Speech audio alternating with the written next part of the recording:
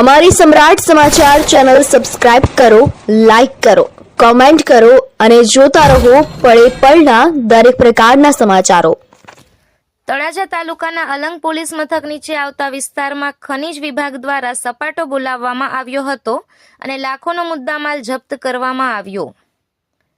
ભાવનગર જિલ્લાના તળાજા તાલુકાના Alang police station નીચેના વિસ્તારમાં ભેંસવાડી ગામે ગેરકાયદેસર ખાણ થતા હોવાનું ધ્યાન આવતા ભાવનગર પોસ્ટર શાસ્ત્રીની ટીમ દ્વારા સંયુક્ત તપાસ હાથ ધરવામાં આવી હતી।